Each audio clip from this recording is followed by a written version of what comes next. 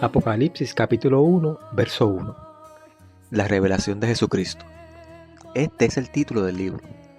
La mayoría al leer esto piensa que se refiere a que este libro es una revelación de los eventos futuros que Cristo da a la iglesia. Ciertamente el Apocalipsis nos revela el futuro, pero no es a eso a lo que se refiere la frase la revelación de Jesucristo, sino más bien se refiere a que este libro nos revela a Jesucristo. Después de su ministerio en la tierra, Cristo ascendió al cielo a continuar su obra en favor de la humanidad, mientras nosotros permanecemos aquí sin poderle ver. Y mientras Él no está, muchas cosas habrían de suceder. En las profecías de Daniel se nos presenta el anticristo, el usurpador que pretende tomar el lugar de Cristo y que fabrica toda una maraña de doctrinas con falsos mediadores y falsos métodos para obtener el perdón y alcanzar la salvación, echando así por tierra la verdad, pisoteando el santuario y quitando el continuo. Pero ahora en el Apocalipsis se nos presenta a Cristo en el santuario celestial, llevando a cabo la obra que el anticristo pretendió extirpar de las mentes de los cristianos. Ciertamente el Apocalipsis nos hablará también del anticristo, e incluso nos dará más detalles en cuanto a su persona.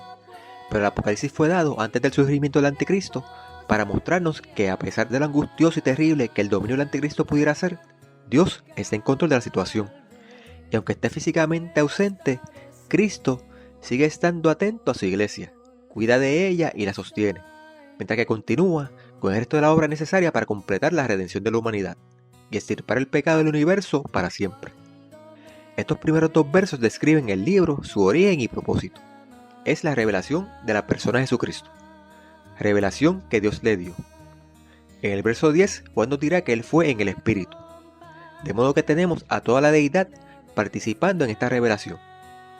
Es la revelación de Jesucristo, pero no nos fue dada por la sola decisión y prerrogativa de Cristo solamente, sino que toda la deidad, Padre, Hijo y Espíritu Santo, vieron necesario y quisieron que esta revelación nos fuera dada. Todo esto con un propósito, para manifestar a sus siervos las cosas que deben suceder presto, pero no con el mero fin de satisfacer la curiosidad, sino para que les sirviera de aliento y dirección durante los tiempos difíciles que ya vivían y durante un futuro en el cual estarían no solo sin Cristo físicamente, sino sin nadie que hubiera conocido a Cristo en persona mientras estuvo aquí en la tierra, y ante la continua aparición de falsos maestros que irían en aumento.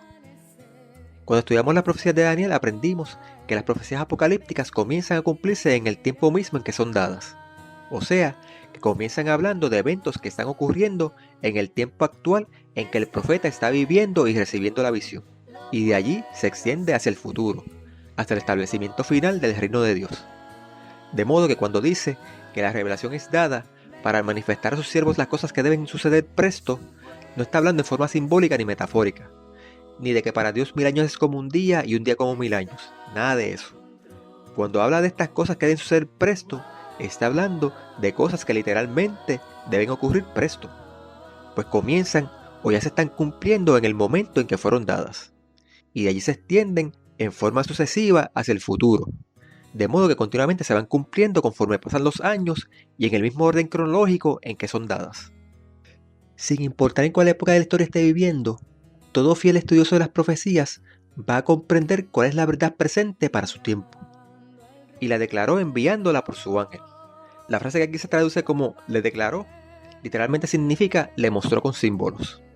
Así que de entrada ya se les está advirtiendo a los lectores que tienen que abrir bien los ojos, pues verán muchos símbolos, los cuales es necesario encontrarles el significado correcto para entender correctamente lo que el libro nos quiere decir.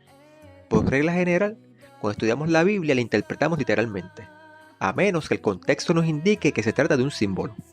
En el caso del Apocalipsis, la regla general será todo lo contrario. La interpretamos simbólicamente a menos que el contexto mismo nos indique que se trata de algo literal. Por ejemplo, ningún monstruo peludo, mitad hombre y mitad caballo, con rabo de escorpión, literalmente vendrá volando para atacar a la gente como enseñan algunos. Ni literalmente se le estampará a nadie un 666 en la frente. Estas mismas palabras griegas se usan en la Septuaginta en Daniel 2:45 cuando Daniel le explica a Nabucodonosor su sueño de la estatua y le dice: el gran Dios ha mostrado al rey lo que ha de suceder en lo porvenir. Ha mostrado por medio de símbolos. Ya de esto hablamos largo y tendido cuando estudiamos a Daniel. El significado de los símbolos no debe surgir ni de nuestra imaginación ni de cualquier significado que pudiera tener ese símbolo en la actualidad. La Biblia misma es la que nos debe dar el significado de los símbolos. Y la declaró enviándola por su ángel. ¿Qué ángel? Pues Gabriel, ¿qué más? No lo veremos en este primer capítulo, pero aparecerá más adelante. Y la declaró enviándola por su ángel a Juan su siervo. ¿Qué es Juan? Pues Juan el apóstol. Todos aquellos que en los primeros 2 siglos, que aunque no llegaron a conocer al apóstol Juan en persona, conocieron a alguien que sí lo conoció y escribieron acerca del libro del Apocalipsis, atribuyeron al apóstol Juan la autoría de este libro. Es después del 2.º siglo, cuando individuos que no conocieron a Juan, ni a persona alguna que lo hubiera conocido, comenzaron a especular que el autor del Apocalipsis no es el mismo Juan que escribió el último de los 4 evangelios, argumentando que el Evangelio según San Juan fue escrito en un griego refinado, mientras que el Apocalipsis está lleno de errores gramaticales y de sintaxis. Ese es el tipo de conclusiones a las que llegan aquellos a los que no les ha sido dado el conocer los misterios del reino. Es muy cierto que el Evangelio según San Juan está escrito en un griego refinado, desde el momento en que Juan lo escribió estando ya libre y viviendo en Éfeso, rodeado de cristianos de origen griego cuya lengua materna era el griego y que muy bien pudieron ayudarle en la redacción de su evangelio, mientras que el Apocalipsis lo escribió Juan solo sin la ayuda de nadie. Esto es solo una explicación lógica del por qué la diferencia gramatical entre el evangelio de Juan y el Apocalipsis. Conclusión lógica a la que pudiera haber llegado cualquier persona aún sin ser creyente, pero que al menos tuviera 2 dedos de frente. Pero hay una razón de índole espiritual para la marcada diferencia gramatical entre ambos libros. Y es la misma razón que mencionamos muchas veces cuando estudiamos a Daniel, de por qué las profecías son dadas en símbolos. Cuando los discípulos le preguntaron a Jesús por qué habla en parábolas, él respondiendo les dijo: porque a vosotros es concedido saber los misterios del reino de los cielos, mas a ellos no es concedido. Las profecías son dadas en símbolos porque desenmascaran al anticristo. Y si lo hicieran de forma abierta, clara y explícita, hubiera sido mucho más difícil para los cristianos el salvaguardar las escrituras. Ahora mismo tenemos diferentes versiones de la Biblia que provienen de manuscritos diferentes, encontrados en distintas partes del mundo. Y cuando comparamos esos manuscritos, provenientes de lugares distintos y remotos unos de otros, vemos que con la excepción de algunos minúsculos errores, comunes entre libros copiados a mano, son todos idénticos. Y en cuanto a los pequeños errores de los copistas, la mayoría puede ser fácilmente corregido ahora que podemos comparar todos esos manuscritos. Y en cuanto a las versiones, las diferencias entre las más antiguas estriban más bien en el uso de distintos sinónimos. Y con todo y eso, la gente pone en duda la legitimidad de la Biblia, diciendo que son copias de copias. Imagina entonces qué hubiera ocurrido si la Biblia hubiera desaparecido por completo y que Dios hubiera tenido que intervenir de alguna forma sobrenatural. Es con toda la evidencia arqueológica y la gente no cree en la Biblia, cuanto menos si no existiera ninguna evidencia de su existencia previa a la Edad Media. Y tuviéramos que creer en una Biblia que se supone existió alguna vez, pero de la cual ya no existe ninguna evidencia de su existencia previa y que fue dada de forma milagrosa a algún individuo que nosotros nunca conocimos, tal y como se supone que le fue dado a Joseph Smith el libro de Mormón. Por eso era necesario que las profecías apocalípticas fueran dadas en símbolos, y por eso es que Juan escribió el Apocalipsis del modo que lo escribió. Es muy cierto que el Apocalipsis está lleno de errores gramaticales y de sintaxis, pero eso solamente a los ojos de aquellos a quienes no les ha sido dado el conocer los misterios del reino de los cielos, como lo son el montón de supuestos doctores que comenzaron a pulular en la iglesia cristiana alrededor del siglo III, que sabían mucho sobre la gramática y filosofía griega, pero muy poco sobre la palabra de Dios. Todo cristiano verdadero, acostumbrado a estudiar el Antiguo Testamento, no tenía nada malo que decir acerca del Apocalipsis, y lo podían entender muy bien, pues fácilmente podían ver que el Apocalipsis estaba escrito en palabras griegas, pero siguiendo la gramática y la sintaxis hebrea. Pero nosotros no dedicaremos más tiempo del que sea absolutamente necesario a asuntos de gramática. Solo añadiremos respecto a este asunto de quién es el autor del Apocalipsis, que el mero hecho de que Juan se identifica a sí mismo simplemente como Juan, evidencia que se trata de un Juan muy bien conocido entre la cristiandad, como sin duda lo era el apóstol Juan, el último de los 12 apóstoles que quedaba aún con vida. Y no se trata de un Juan desconocido que no es mencionado por nadie de la época y que solo existe en la especulación de quienes niegan que el Apocalipsis haya sido escrito por el apóstol Juan. el cual ha dado testimonio de la palabra de Dios y del testimonio de Jesucristo y de todas las cosas que ha visto. Juan ha dado testimonio de la palabra de Dios, o sea, que ha enseñado y predicado la palabra escrita de Dios, pero también ha dado testimonio del testimonio de Jesucristo, porque Juan conoció personalmente a Cristo y por eso puede dar testimonio de las cosas que ha visto, tanto de las cosas que vio a Cristo hacer mientras estuvo en esta tierra, como de las que han sido hechas después de que Cristo ascendió al cielo. Más adelante abundaremos un poco más acerca del significado del testimonio de Jesucristo, de cuál es ese testimonio que Jesucristo dio y en qué consiste. Verso 3. Bienaventurado el que lee y los que oyen las palabras de la profecía y guardan las cosas en ella escritas, porque el tiempo está cerca. Bienaventurado el que lee. Leer es algo que bien puede hacerse en privado, pero para escuchar es necesario que se lea en voz alta. De modo que cuando dice y los que oyen, está dando por sentado que este libro sería leído en público, específicamente que sería leído ante la congregación en las iglesias. Sí, hay muchos curiosos a los cuales les gusta escuchar sobre profecías, pero para nada les interesa obedecer. Para esos no es esta bendición, todo lo contrario. Ese tipo de personas acarrean sobre sí maldición, pues el que más sabe, más le será demandado. A esto le cae muy bien la parábola. Todo aquel que viene a mí y oye mis palabras y las hace, os indicaré a quién es semejante. Semejante es al hombre que al edificar una casa, cavó y ahondó y puso el fundamento sobre la roca. Y cuando vino una inundación, el río dio con ímpetu contra aquella casa, pero no la pudo mover, porque estaba fundada sobre la roca. Mas el que oyó y no hizo, semejante es al hombre que edificó su casa sobre tierra, sin fundamento, contra la cual el río dio con ímpetu y enseguida cayó, y fue grande la ruina de aquella casa. En esta parábola las inundaciones se refieren a los problemas y dificultades típicas de esta vida. Pero si aplicamos a esta parábola el significado profético, las aguas sin inundación se convierten en un problema más específico, las persecuciones. Esta misma bendición pronunciada al inicio del libro volverá a ser repetida antes de finalizar el mismo. El apóstol Pedro dice: tenemos también la palabra profética más segura, a la cual hacéis bien en estar atentos, como a una antorcha que alumbra en lugar oscuro, hasta que el día esclarezca y el lucero de la mañana salga en vuestros corazones. Las profecías de la Biblia no son dadas para satisfacer nuestra curiosidad, ni contrario a como piensan muchos cristianos, no son enseñanzas de las cuales bien podemos prescindir. Nadie se salvará sin que Cristo, el lucero de la mañana, salga en nuestros corazones. Y el estudio de las profecías ayuda precisamente a que eso ocurra. No lo digo yo, lo dice el apóstol Pedro. Y de paso, la frase hasta que el día esclarezca y la frase el lucero de la mañana salga en nuestros corazones se refiere a la santificación. Y como ya dijimos, nadie se salvará sin que Cristo, el lucero de la mañana, salga en nuestros corazones. Nadie se salvará sin llegar a tener la mente de Cristo. Nadie se salvará sin experimentar la santificación. Y si el estudio de las profecías me va a ayudar a alcanzar la santificación, que me den profecía hasta que me inunde. Verso 4. Juan a las 7 iglesias que están en Asia. Se refiere a la Asia Menor, lo que es hoy Turquía. Y la verdad es que había más de 7 iglesias en esa región. Pero se mencionan solo 7, primero, porque 7 denota perfección y plenitud, algo que está completo. De modo que cuando saluda a las 7 iglesias, en realidad no se limita a las 7 iglesias que van a ser mencionadas por nombre más adelante, sino que se refiere a la plenitud de la cristiandad, incluyéndonos a nosotros.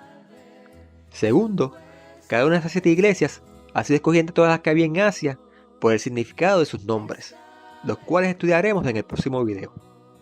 Y tercero, esas 7 iglesias son mencionadas en un orden específico, pues ese orden y el significado de sus nombres encierra una profecía dentro de esta profecía. Y aquí tenemos que hacer una pausa para explicar esto de una profecía dentro de otra profecía. A diferencia de Daniel, que tuvo 3 visiones diferentes en distintos momentos y lugares, Juan tuvo una sola y única visión en un mismo día y en un mismo lugar. Esa visión comprende la revelación de la persona de Jesucristo y su obra continua en el santuario celestial, desde los días en que Juan recibió el Apocalipsis hasta que Cristo establezca el reino eterno de Dios. Esa es la visión y profecía principal. Pero esa visión y profecía principal, que nos irá mostrando la obra continua de Cristo en el cielo, va a estar intercalada o va a ser continuamente interrumpida para introducir otras visiones o profecías que también comienzan a cumplirse en los días de Juan y se extienden hacia el futuro. La primera de esas profecías es la de las 7 iglesias, que comenzaremos a estudiar en el siguiente video. Luego volveremos a la visión principal, que nos continúa revelando a Cristo en el santuario celestial, pero realizando ya otra obra que habría de ocurrir después de los días de Juan. Y nuevamente la profecía principal será interrumpida para intercalar la profecía de los 7 sellos, la cual nos devolverá a los días de Juan, y de allí se extenderá hacia el futuro. Entonces seremos devueltos nuevamente a la visión principal, pero ahora más adentrados aún en el futuro, para ser nuevamente interrumpidos con la inserción de la profecía de las 7 trompetas, la cual nuevamente nos devolverá a los tiempos de Juan, para desde allí extenderse nuevamente hacia el futuro. Por eso decimos que son varias profecías dentro de una profecía, cada una de ellas cubriendo distintos aspectos de la historia hasta el establecimiento del reino eterno de Dios. Aunque a algunos les puede parecer que el Apocalipsis va para adelante y para atrás, tanto la profecía principal como las profecías intercaladas dentro de esta corren todas paralelas, y las podemos poner una al lado de la otra, tal y como podemos hacer con las 3 profecías de Daniel. Ahora, a diferencia de las profecías intercaladas de las 7 iglesias, los 7 sellos y las 7 trompetas, que nos mostrarán diferentes aspectos de la historia de la humanidad, comenzando desde los días de Juan, la visión principal, la que nos revela a Cristo, en realidad mostrará cosas que los seres humanos no presenciamos, ni están registradas en la historia, sino que ocurren en el cielo, pero que no solo afectan lo que ocurre aquí en la tierra, sino que nada de lo que la deidad realiza en nuestro favor para que seamos salvos puede ser realizado sin primeramente el sacrificio de Cristo y segundo, sin la obra continua que Cristo continúa realizando mientras dure el tiempo de la gracia. Gracias que nos menciona Juan en este saludo. Gracias sea a vosotros y paz del que es, que era y que será. Seguramente su versión dice y que ha de venir, lo que ha llevado a muchos a pensar erróneamente que se está hablando de Cristo y de su segunda venida. Pero no es así. La traducción correcta es del que es, que era y que será. Y se refiere a Dios el Padre y no a Cristo, pues a Cristo se referirá solo un poquito más adelante. Debido a ese error, muchos adventistas tienen la idea errónea de que cuando Cristo venga, también vendrá Dios el Padre. Yo también creía eso hasta los otros días. Pero en el espíritu de profecía hay muchas citas donde se presenta a Dios el Padre esperando que Cristo regrese al cielo con los redimidos después de su segunda venida. Mientras que no hay ni una sola cita en el espíritu de profecía que siquiera insinúe que Dios el Padre vendrá con Cristo en su segunda venida. Los que no son adventistas deben estar preguntándose, ¿qué es eso del espíritu de profecía? ¿De qué jeringosa habla este? No se preocupen, que a su tiempo lo sabrán. Pero aquí Juan les adelanta en su saludo una vislumbre de qué, o mejor dicho, de quién es el espíritu de la profecía. Continúa diciendo, y de los 7 espíritus que están delante del trono. Creo que ya hablamos de esos 7 espíritus cuando hablamos del significado de los ojos en los videos sobre el cuerno pequeño del capítulo 7. La respuesta a cuáles son esos 7 espíritus la encontramos en Isaías capítulo 11, donde dice hablando del Mesías, saldrá una vara del tronco de Isaí y un vástago retoñará de sus raíces. Y reposará sobre él, número 1, el espíritu de Jehová, número 2, espíritu de sabiduría, número 3, y de inteligencia, número 4, espíritu de consejo, número 5, y de poder, número 6, espíritu de conocimiento, y número 7, de temor de Jehová. Esos son los 7 espíritus. Y como ya dijimos, el número 7 representa plenitud. De modo que cuando habla de 7 espíritus, de lo que está hablando es de la plenitud del Espíritu Santo, el cual no se da por medida. Somos nosotros en nuestra inconsistencia y mediocridad quienes ponemos límites al Espíritu. Así que tenemos al Padre, y frente al trono del Padre está el Espíritu Santo. Verso 5. Y de Jesucristo, el testigo fiel, el primogénito de los muertos, y príncipe de los reyes de la tierra, al que nos ama y nos ha lavado de nuestros pecados con su sangre, y nos ha hecho un reino de sacerdotes para Dios y su Padre. A Él sea la gloria e imperio para siempre jamás. Amén. Aquí sí se está refiriendo a Jesucristo, el testigo fiel, el primogénito de los muertos y príncipe de los reyes de la tierra.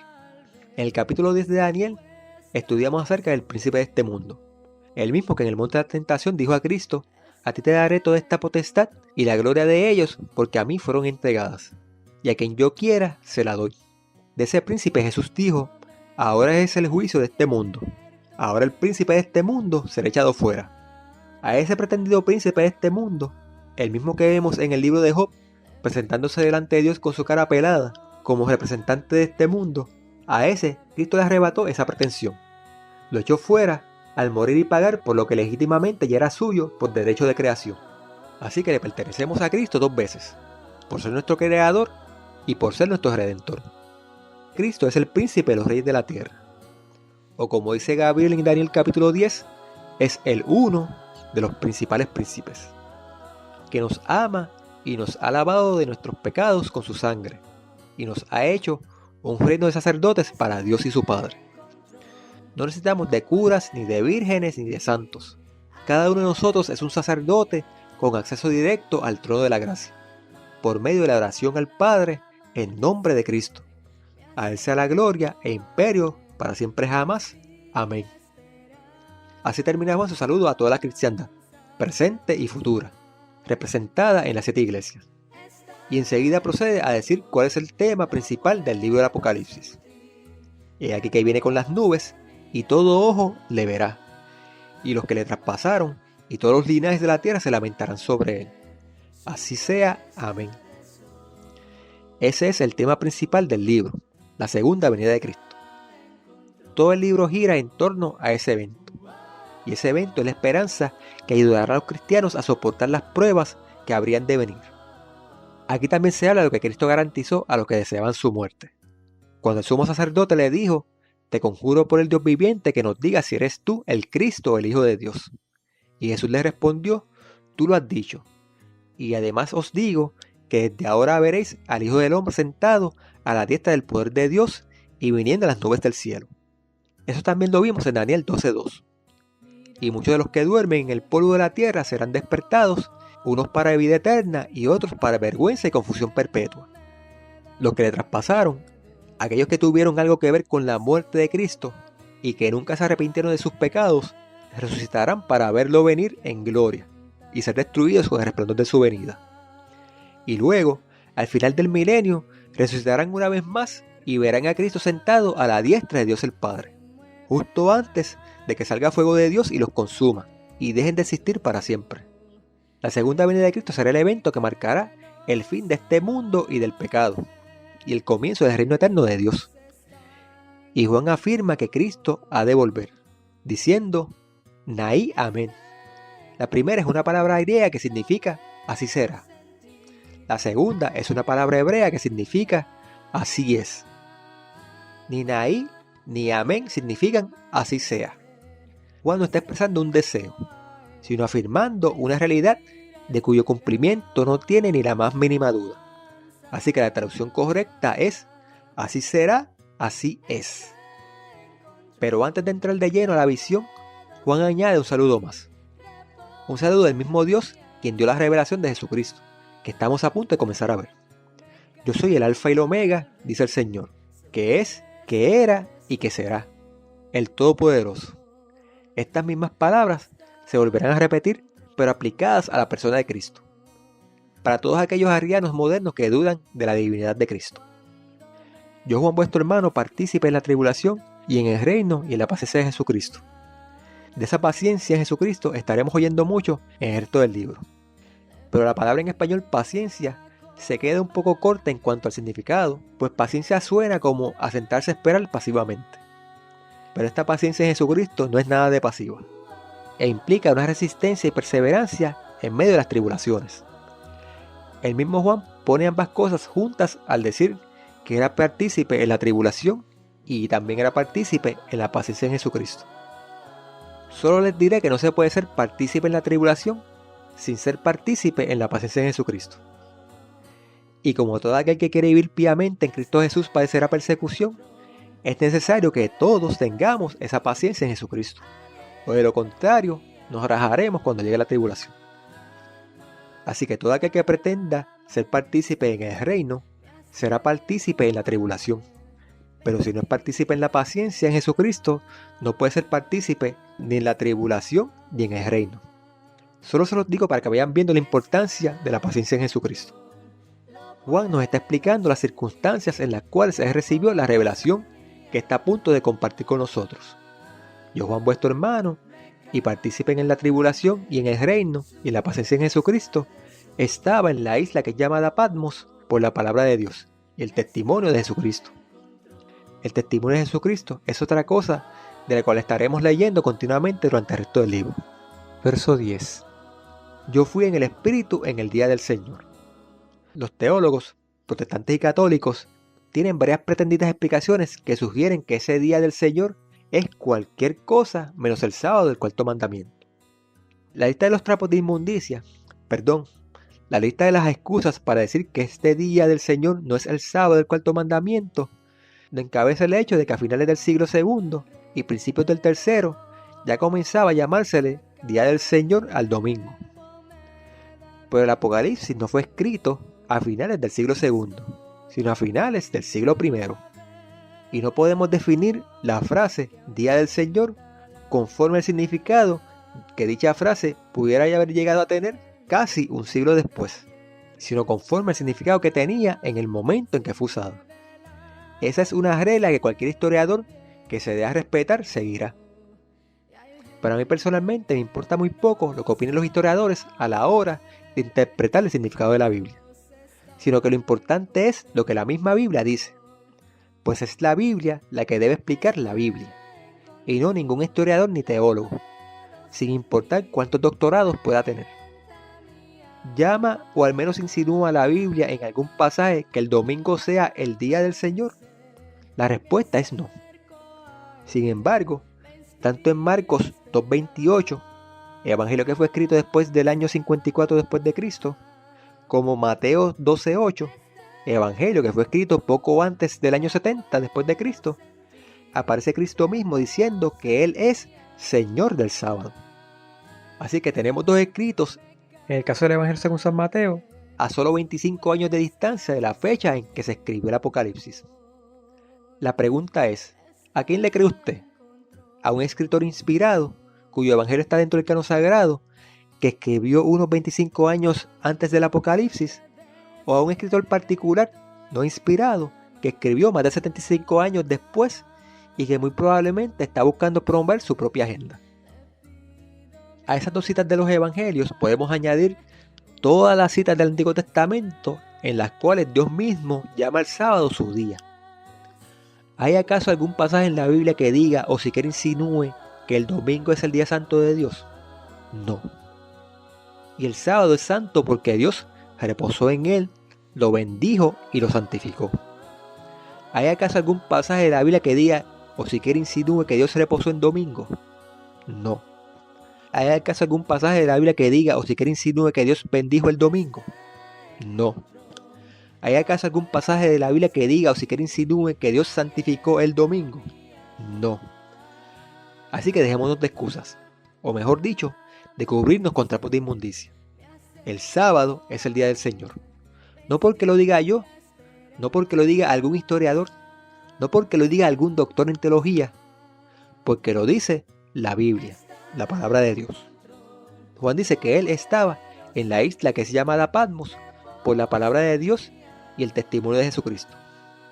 En otras palabras, Juan dice que él estaba preso por obedecer la palabra de Dios y no estarse cubriendo con trapitos de inmundicia. Eran los años del reinado de Domiciano, quien se empeñó a que se le adorara como un dios. En realidad, desde que César Augusto deificó a Julio César, todos los emperadores en menor o mayor grado fueron considerados como dioses y se les rendía culto. Pero hubo unos cuantos, como Nerón, Calígula y también Domiciano, que se empeñaron en que se les adorara y persiguieron a los que no lo hacían. Así es como Juan termina picando piedra preso en la isla de Patmos, por obedecer la palabra de Dios que dice claramente: no tendrás dioses ajenos delante de mí. O en palabras de Cristo, no podemos servir a dos señores. Lo que nos lleva a la otra pretendida explicación del significado de la frase Día del Señor. Según esta explicación, la frase se refiere a un día de guardar establecido por el emperador, quizás el cumpleaños del emperador o algún otro día ordenado por él. Recuerden que en el Imperio Romano el emperador no solo era el Pontifex Maximus, sino que además era un dios. Y hay muchos documentos donde aparece la frase Día del Señor, que en griego es Kuriake Emera, refiriéndose a días consagrados a culto al emperador. La pregunta es, ¿Juan va preso por negarse a reconocer al emperador como Dios y entonces va a venir y llamarlo Señor en el Apocalipsis? Eso no hace ningún sentido. Pero se supone que quienes presentan este argumento son doctores y maestros. Es verdad que son tal y como dice la Biblia, que queriendo hacerse sabios se hicieron necios. Porque en qué cabeza cabe que Juan se va a referir al emperador como su Señor. La tercera y última pretendida explicación del significado de la frase Día del Señor que tomaremos en cuenta es que se refiere al día del juicio final, y que Juan lo que está diciendo es que el Espíritu lo llevó en visión a presenciar el día del fin del mundo, y que ese es el día del Señor al cual Juan se refiere, el día del fin del mundo. ¿En realidad será ese el significado?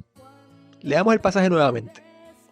Yo, Juan, vuestro hermano, partícipe en la tribulación y en el reino y en la paciencia de Jesucristo, estaba en la isla llamada Patmos por la palabra de Dios y el testimonio de Jesucristo. Yo fui en el Espíritu en el día del Señor y oí detrás de mí una voz como de trompeta. Primero, dice, yo fui en el Espíritu en el día del Señor. No dice, yo fui en el Espíritu al día del Señor. Y les recuerdo que ustedes pueden ir a Google y descargar en PDF el interlineal en griego. Yo no sé ustedes, pero a mí me parece que Juan simplemente está explicando las circunstancias en que él recibió la revelación. El cómo, el cuándo y el dónde. Simplemente nos está ubicando en tiempo y espacio. Si el dónde se refiere a la isla de Patmos, el lugar donde literalmente y físicamente se encontraba, ¿por qué asumir que el cuándo se refiere al día del juicio final? Y no al día de la semana en que literalmente Juan se encontraba cuando recibió la revelación. ¿Y qué día mejor para revelar el futuro hasta el establecimiento del reino de Dios que el día donde celebramos a Dios como Creador y como Libertador y Redentor? Y oí detrás de mí una voz como de trompeta que decía, yo soy el Alfa y el Omega, el primero y el último. Escribe en un libro lo que ves y envíalo a 7 iglesias que están en Asia, a Éfeso, a Esmirna, a Pérgamo, a Teatira, a Sardis, a Filadelfia y a la Odisea. Y me volví para ver de quién era la voz que hablaba conmigo, y vuelto vi 7 candeleros de oro, y en medio de 7 candeleros uno semejante al Hijo de Hombre, vestido de ropas que llegaban hasta los pies, y ceñido por sus pechos con un cinto de oro, y su cabeza y sus cabellos eran blancos como la lana blanca, como la nieve, y sus ojos como llama de fuego, y sus pies semejantes a latón fino, ardiente como en un horno, y su voz como ruido de muchas aguas. Y tenía en su diestra 7 estrellas, y de su boca salía una espada aguda de 2 filos, y su rostro era como el sol, cuando resplandece en su fuerza. Esto ya lo habíamos visto antes. Juan se da la vuelta para ver de quién era aquella voz tan potente, y al darse vuelta, ve al mismo que vio Daniel parado sobre las aguas en los capítulos 10, 11 y 12, al arcángel Miguel, al uno de los principales príncipes, Cristo glorificado. Juan ve a Cristo y lo ve vestido de blanco, el mismo color con que se vestían los sumos sacerdotes. En cuanto al significado de la espada de 2 filos que sale de su boca, ¿qué es lo que regularmente no sale de la boca? Palabras. La espada de doble filo que sale de la boca de Jesucristo es la palabra de Cristo, la palabra de Dios. Verso 17. Y cuando yo le vi caí como muerto a sus pies, y él puso su diestra sobre mí, diciéndome, no temas, yo soy el primero y el último. Esta frase del primero y el último no es original del Apocalipsis, aparece en Isaías 44:6. Así dice Jehová, Rey de Israel, y su Redentor, Jehová de los ejércitos, yo soy el primero y yo soy el postrero, y fuera de mí no hay Dios. Por si acaso hay alguno que aún duda de la divinidad de Cristo. Yo soy el primero y el último, el que vivo habiendo sido muerto. Y aquí que vivo, yo soy por los siglos de siglos, y tengo las llaves del sepulcro y de la muerte. Cristo es el yo soy que habló con Moisés desde la zarza ardiente, el que vive, el que tiene vida en sí mismo, que no depende ni proviene de nadie, y por eso tenía potestad para poner su vida y para volverla a tomar. Y Juan añade en su evangelio, en él estaba la vida, y esa vida era la luz de los hombres. Escribe las cosas que has visto, y las que son, y las que han de ser después de estas. Ya Cristo le había dado a Juan la orden de escribir, y aquí vuelve y se la repite, y recordando que las profecías apocalípticas comienzan en el presente y se extienden hacia el futuro, diciendo las que son y las que han de ser después de estas. El misterio de las 7 estrellas que has visto en mi diestra y los 7 candeleros de oro. Las 7 estrellas son los ángeles de las 7 iglesias, y los 7 candeleros que has visto son las 7 iglesias. Me encanta Cristo. Es un Dios que revela los misterios. Y enseguida dice a Juan el significado de los símbolos que está viendo. Las 7 estrellas son los ángeles de las 7 iglesias. Ya veremos en el capítulo 2 que estos ángeles, o mejor dicho mensajeros, no son mensajeros celestiales sino humanos. Pero eso es en el video que viene. Lo importante ahora es que esas estrellas están en la diestra de Cristo. ¿Y qué mano usa Cristo para confortar a Juan? Porque yo el Señor soy tu Dios, quien te sostiene de tu mano derecha, te sostiene de tu mano derecha y te dice no temas. No temas, yo estoy contigo. No desmayes porque yo soy tu Dios, que te esfuerzo, siempre te ayudaré y te con la diestra de mi justicia. No temas, yo estoy contigo. No desmayes, pues yo soy tu Dios.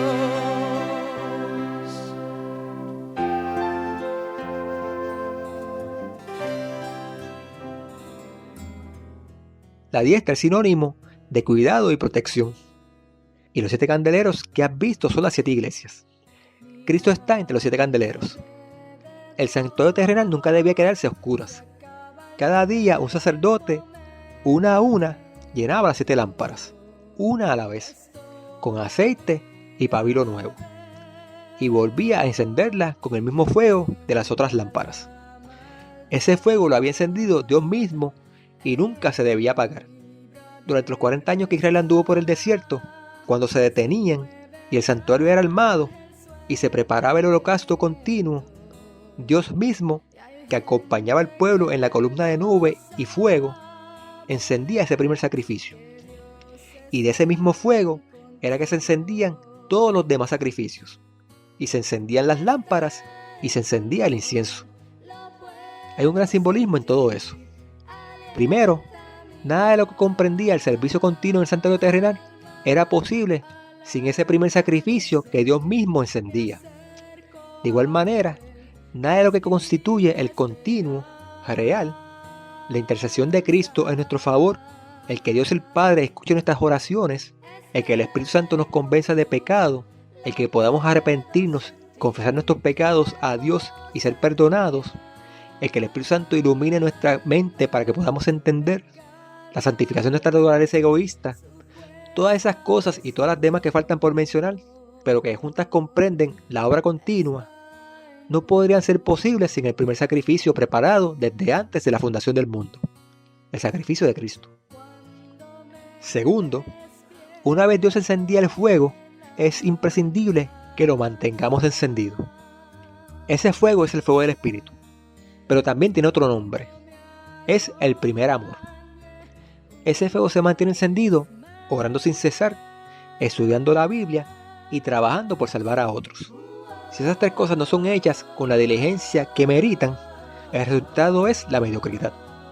El Apocalipsis está a punto de revelarnos tiempos angustiosos por venir, y por eso comienza presentándonos a Cristo, que está pendiente con toda la atención de que el fuego de esas 7 lámparas, que son su iglesia, no se apague. y los líderes de su obra los lleva en su diestra. Eso no quiere decir que no pasarán por valle de sombra y de muerte, pero sí nos dice que siempre estará con ellos y los confortará. Como ya dijimos, el Apocalipsis nos presenta varias profecías intercaladas dentro de una profecía principal. Esa profecía principal es la que nos predice la obra de Cristo en el cielo, desde que ascendió allá después de su ministerio en la tierra. Su ministerio en la tierra fue el de Cordero de Dios. Su ministerio en el cielo es el de único mediador entre Dios y los hombres. Y ese ministerio es el que hace posible el continuo. Ese ministerio es el continuo, pues sin ese ministerio no habría continuo. Jesús dijo a sus discípulos: no se turbe vuestro corazón, creéis en Dios, creed también en mí. En la casa de mi Padre muchas moradas hay. Si así no fuera, yo os lo hubiera dicho. Voy pues a preparar lugar para vosotros, y si me fuere y os prepararé el lugar, vendré otra vez y os tomaré a mí mismo, para que donde yo estoy, vosotros también estéis. La mayoría lee esto y entiende que Cristo está en los cielos preparando moradas. Pero lea bien el pasaje. Las moradas ya están. Muchas moradas. Lo que Cristo fue a preparar es nuestro derecho a estar allí. Y ese derecho nos lo da Cristo, justificándonos y santificándonos. Y la obra continua que Cristo realiza en el santuario celestial es la que hace posible que podamos ser justificados y santificados. Toda aquella obra continua que los sacerdotes realizaban en el santuario terrenal, el holocausto continuo que ardía noche y día, las 7 lámparas del candelero de 7 brazos que ardía noche y día, el incienso que subía delante de Dios noche y día, y el pan de la presencia que estaba delante de Dios noche y día, todas esas cosas son símbolos de todas aquellas cosas comprendidas dentro de la gracia de Dios. En otras palabras, el continuo verdadero, el que Cristo realiza ahora mismo en el santuario celestial, es la misma gracia de Dios. El continuo es lo que hace posible todo lo que necesitamos para alcanzar la salvación. Y nosotros no hacemos nada para que el continuo ocurra, ni tampoco nos lo merecemos, ni podemos pagar por él. Ocurre por la gracia de Dios. Y sus beneficios los recibimos gratuitamente, solo con ejercitar nuestra fe. Por eso es que se le llama la revelación de Jesucristo, porque Él es el centro, el protagonista, el autor y consumador de nuestra fe, el único en quien hay salvación, porque no hay otro nombre dado a los hombres en que podamos ser salvos, sino en el nombre de Cristo.